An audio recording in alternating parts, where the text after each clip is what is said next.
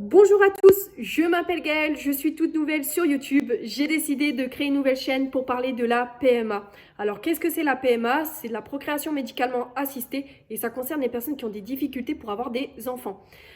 Alors moi je vais vous parler un petit peu de mon parcours, des différents protocoles auxquels on a eu recours, comment on en est arrivé là.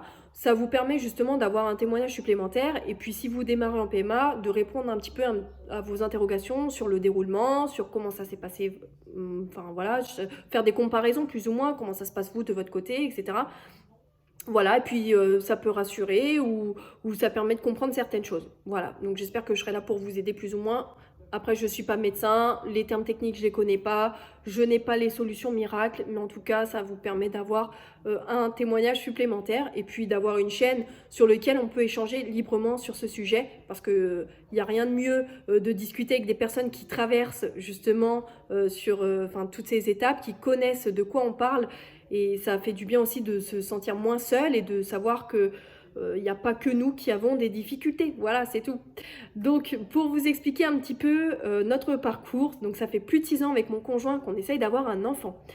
En gros, la première année, moi j'avais 21 ans, mon conjoint a 50 plus que moi. Donc j'avais 21 ans, on a décidé voilà, d'avoir un enfant, on a essayé naturellement. Au bout d'un an, ça ne fonctionne pas. On s'est dit, on va aller voir une gynécologue, on verra bien ce qu'elle va nous dire. Bon, la première gynéco, elle était un petit peu particulière parce qu'elle nous dit oui, vous êtes jeune, vous prenez pas la tête, partez en vacances, pensez à autre chose, et puis dès que vous êtes rentré de vacances, allez-y, vous faudra y aller, ça sera le moment, machin, machin. Donc on s'est regardé avec mon conjoint, on s'est dit bon, elle est sérieuse, enfin comment elle, voilà, sa façon d'être, voilà, j'ai pas trop apprécié, voilà, j'ai trouvé qu'elle était pas très professionnelle, qu'elle nous parlait comme si on était ses copains. Malgré qu'on soit jeune, bon voilà, on est venu là pour des questions, voilà, avec des interrogations. Bon, on n'avait pas l'impression non plus d'y penser trop à cette époque-là, on était jeunes, et puis voilà, c'était notre premier essai, donc on savait pas vraiment comment ça se passait. Voilà, c'est tout, on avait besoin de conseils, et puis pourquoi pas la prise de médicaments, enfin voilà, on connaissait rien du tout, du tout, du tout. Donc vu qu'on ne savait pas d'ailleurs que la PMA existait, donc on s'est dit, bon allez, peut-être qu'on se prend trop la tête, on annule on retourne pas la voir, parce que d'ailleurs elle voulait nous revoir au bout d'un certain temps, donc on a dit on retourne pas la voir, on réessaye naturellement, on verra bien. On a essayé 1 an supplémentaire naturellement, donc sauf qu'au bout de 2 ans naturels, ça ne fonctionne pas, donc on s'est dit on va aller voir un autre gynécologue. Donc on est allé voir un autre gynécologue qui lui a été nickel, enfin voilà, il a pris en compte tout de suite notre problème, il nous a orienté directement vers une personne spécialisée, mais avant ça, il a quand même essayé de faire des petites choses, dans le sens où il nous a fait passer des examens, chacun de notre côté. Donc moi, j'avais l'hystéroalpingographie à passer. Donc ça, cet examen, en gros, c'est un liquide qu'on vous injecte par le vagin.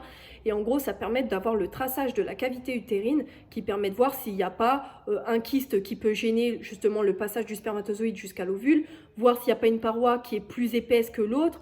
Voilà, ça permet d'être sûr que le passage utérin est libre et en bonne et due forme. Donc moi, cet examen RAS, j'ai passé des prises de sang RAS, j'ai fait une échographie pelvienne, allez, j'avais 2-3 petits kystes, mais ils m'ont expliqué qu'en gros, il n'y avait aucun problème, et j'ai un fibrome, mais qui se situe plus au niveau de la vessie, donc aucun problème sur la fécondation. Mon conjoint, lui, il a dû passer donc un spermogramme, spermoculture, et puis plein d'autres examens. Pareil, RAS de son côté. Donc le gynéco nous dit c'est une très bonne nouvelle, peut-être que vous avez juste besoin d'un petit coup de boost, on va passer sur un traitement hormonal à prendre sur chaque cycle pendant 3 mois. En gros, il a fallu que je prenne donc le Clomid du 3e au 7e jour du cycle, le Provamès du 8e au 13e jour du cycle et le Dufaston du 16e au 25e jour du cycle.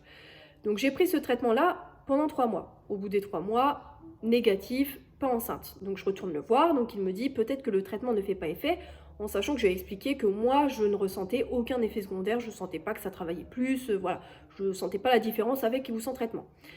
Donc il me dit, bah écoutez, on va voir, on va continuer 3 mois supplémentaires, peut-être que le traitement n'agit pas, on va faire des examens en parallèle. Donc j'ai repris 3 mois supplémentaires, sauf qu'à chaque cycle, je retournais le voir pour passer donc ce qu'on appelle un monitoring ovulatoire, donc en gros c'est une échographie vaginale, et qui permet de voir les follicules, s'ils sont de bonne dimension et s'il y en a beaucoup. En gros, qu'est-ce que c'est les follicules? Donc si vous voulez, vous avez les ovaires. Dans les ovaires se trouvent des follicules. et les follicules abritent les ovules. Et les ovules, c'est ce qui permet de féconder. Et donc, en gros, plus le follicule est gros et se multiplie, plus il y a de chances que ça fonctionne. Donc, j'ai dû passer donc, cet examen de contrôle. Parfait, voilà, c'était bon. Pour lui, le traitement agissait. D'ailleurs, j'avais même aussi en parallèle donc, une prise de sang à faire donc, avec des relevés donc, LH, FSH et je ne sais plus quoi. Et en gros, ça permet de savoir où on en est sur le stade ovulatoire, le pic ovulatoire. Donc voilà, pareil, donc moi mon corps réagit très bien au traitement, c'est voilà, j'ovule plus, etc. Donc il me dit, bon, écoutez, on va continuer donc les 3 mois supplémentaires, on verra bien. Au bout des 3 mois supplémentaires, donc au total ça fait 6 mois que je prends le traitement, toujours rien, négatif. Donc il me dit, bon écoutez, là ça n'est plus de mon ressort, je vais vous orienter vers l'une de mes collègues qui est spécialisée dans la PMA, elle saura traiter votre problème. Bon, on prend rendez-vous donc avec sa collègue, d'ailleurs ça a mis un certain temps, et puis elle nous explique que c'est un dossier à monter à la sécurité sociale. Donc elle nous a remis donc un tas de documents, etc. Donc on a envoyé à la sécurité sociale, on a dû attendre le retour favorable au bout de 4 semaines, et après il a fallu attendre un rendez-vous. Donc bon, c'est pour ça que je vous précise tout ça, c'est parce que ça met un certain temps. Donc si vous tombez sur un gynécologue qui ne prend pas en compte tout de suite votre problème, et puis tout ça, donc ça prend vite une perte de temps. Donc voilà, c'est pour ça que je vous précise bien les durées, donc ne perdez pas de temps. Donc du coup, cette gynéco, au retour favorable, elle nous refait passer donc des examens, IRM pelvien, échographie, mon conjoint pareil de son côté, il repasse des examens pour être sûr à 100%. RAS des deux côtés. Donc elle nous dit, on va passer donc à l'insémination intra-utérine. Donc elle me remet un calendrier donc, sur lequel elle m'explique mon programme. Donc en gros, mon programme donc, de ma première insémination, je devais prendre une hormone sous forme de piqûre qui s'appelle le Gonal. Donc en gros, c'est un stylo rempli de produits d'hormones. Et en gros, il a fallu que je règle sur 50 unités à chaque prise. Donc elle m'a mis donc, du 2e au 10e jour du cycle, cette prise d'hormones. Donc c'était 50 unités, je crois. Donc c'est en fait une piqûre qu'on doit se faire soi-même. Hein. Je tiens à le préciser. Bon, après, vous pouvez appeler une infirmière si vous ne vous sentez pas. Mais il faut se piquer donc soi-même, soit dans la cuisse, soit dans le ventre, aux quantités recommandées par le gynéco. Donc c'est ce que j'ai fait, donc du 2e au 10e jour du cycle. Au 10e jour, il a fallu que j'aille voir la gynéco pour qu'elle puisse me refaire donc, une échographie vaginale pour savoir où j'en suis sur mon stade d'ovulation. Donc elle m'explique que voilà, c'est très bien, mon corps a très bien réagi donc, au traitement, qu'il faut que je me fasse une piqûre verte, une piqûre d'ovitrel qui permet justement de délibérer les ovules des follicules. Donc elle m'explique qu'il faut que je le prenne le jour J parce que voilà, ils sont presque à maturation et il ne faut pas perdre de coche. Donc elle m'a dit piquez-vous ce soir. Donc au 10e jour, il a fallu que je me pique avec l'ovitrel. Donc l'ovitrel, c'est la même chose que le Gonal en fait. Hein. C'est la même chose, c'est présenté sous la même forme, sous forme d'un stylo qu'on doit se piquer, mais en une seule fois. 36 heures après la piqûre d'ovitrel, il a fallu qu'on se rende à la clinique pour que mon conjoint puisse faire son recueil. Au moment du recueil, il a fallu qu'on attende un certain temps donc pour qu'ils nous disent, qu'ils nous valident justement la qualité des spermatozoïdes. Et donc en gros, à partir de ce moment-là, ils font leur petite tambouille. En gros, ils sélectionnent les meilleurs spermatozoïdes, ils remettent dans un liquide spécialisé pour que ça maintienne bien. Enfin voilà, bref, je ne saurais pas vous dire ce qu'ils font exactement, mais ils remettent tout dans un cathéter. Le cathéter, ensuite, la gynéco me le remet dans le vagin et délibère justement ce recueil au plus près des ovules pour qu'on puisse effectuer donc, la fécondation. Donc elle m'explique, une fois l'insémination effectuée, qu'il faut que je prenne donc, la progestérone pendant 15 jours. Donc c'était à prendre par voie orale. Donc la progestérone s'appelle donc Utrogestan. Donc sachez une chose, c'est que moi quand j'ai pris ces médicaments, il m'a fallu un certain temps pour comprendre que les effets secondaires que j'avais, c'était dû à ce médicament. En gros, ce médicament, ça m'a donné donc la tête qui tournait, comme si j'avais bu en fait, la vision un peu trouble, vraiment trop bizarre, mais j'avais pas capté au début que c'était ça. Moi je pensais que j'avais un état fébrile, mais en fait pas du tout, en fait c'était ce fameux traitement. D'ailleurs c'est la gynéco qui m'a dit non, bah arrêtez de le prendre par voie orale, vous allez prendre par voie vaginale. D'ailleurs, j'ai même dit, mais par voie vaginale, c'est-à-dire que je prends le cachet, je le mets dans le vagin, parce que j'étais pas sûre à 100% de ce que j'avais entendu. Hein. Donc elle m'a dit, oui, c'est ça, machin, bon, bah ok, pas de souci. J'étais pas sûre, c'était la première fois que j'entendais ça. Donc j'ai pris ça, donc ce médicament pendant 15 jours, parce qu'en fait, en gros, il fallait que j'attende 15 jours pour faire une prise de sang, pour savoir si ça avait fonctionné. Donc au bout des 15 jours, j'ai fait ma prise de sang, et là, premier échec, alors que pourtant j'étais persuadée d'être enceinte. Parce qu'en fait, sachez une chose, c'est que la progestérone, ça donne des effets secondaires, c'est-à-dire que moi j'avais mal au sein, j'avais mal au ventre, voilà, moi je m'étais dit, ouais, ça y est, ça fonctionnait, c'est sûr, je suis enceinte, voilà, j'étais toute excitée, j'étais trop contente. Mais en fait, pas du tout, c'était les effets secondaires de l'utrogestan. Donc là, premier échec, donc ça a été très, très, très, très compliqué. Bon. Du coup, on s'est dit avec mon conjoint, là, ça va commencer. Donc là, en fait, on a tout de suite compris que ça allait être très compliqué. C'est-à-dire qu'en fait, c'est un peu les montagnes russes. Je vous dis, on était persuadés que j'étais enceinte, donc vous imaginez même pas. Là, c'était une vraie descente aux enfers. Le premier jour que j'ai vu le négatif, ça a été très très compliqué.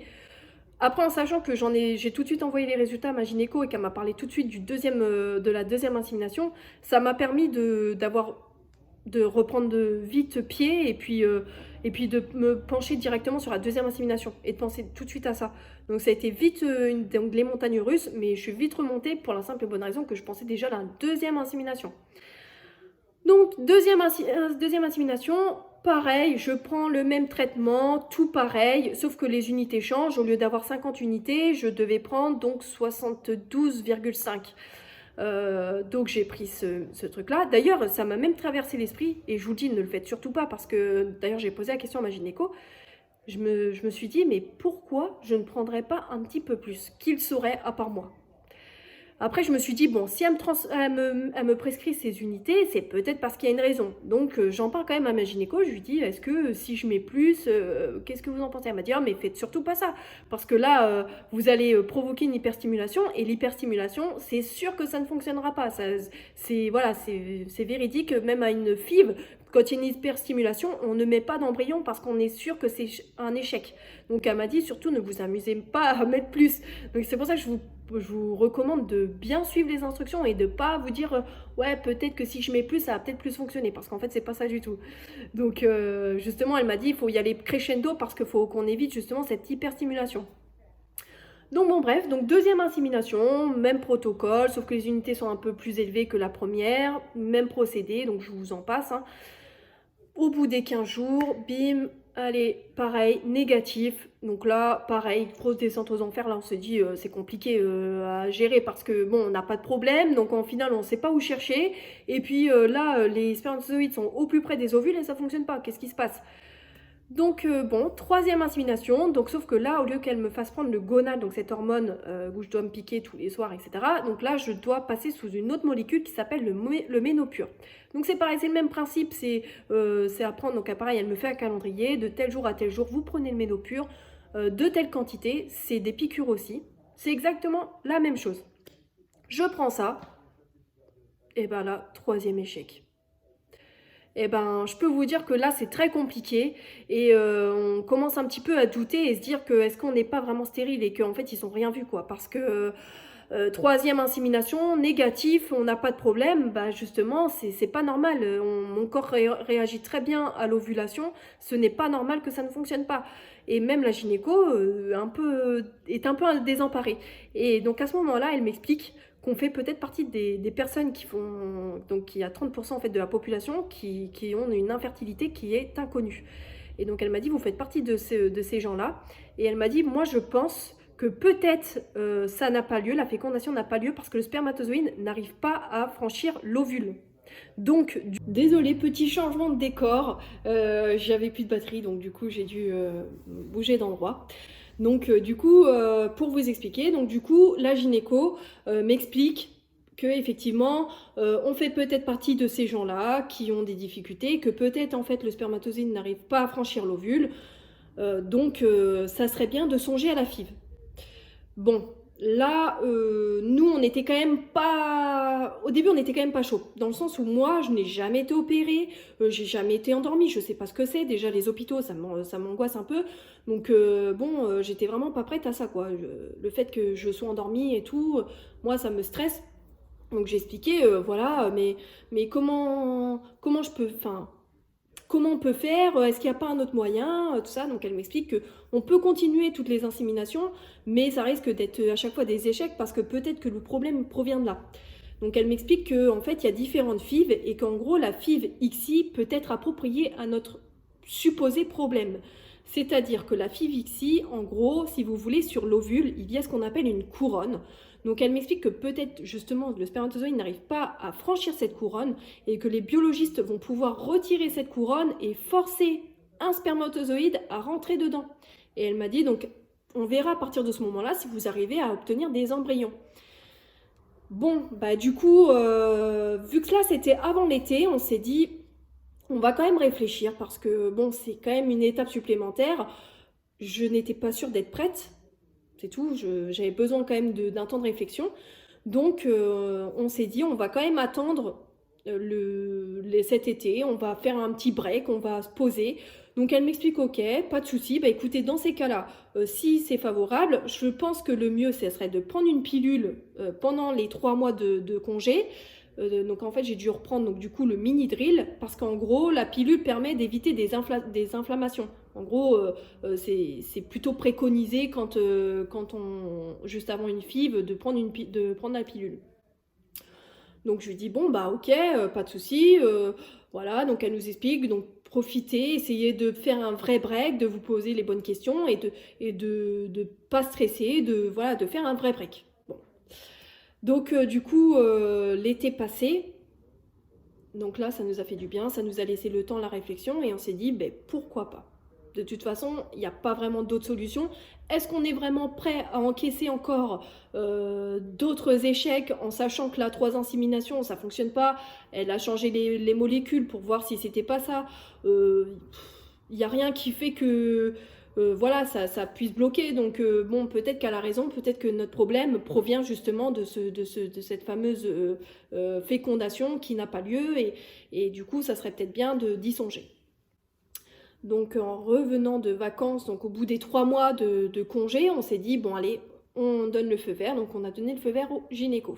Voilà. Donc en tout cas pour vous expliquer un petit peu donc, comment s'est passé voilà, notre insémination. Voilà, ça s'est passé aussi simple que ça.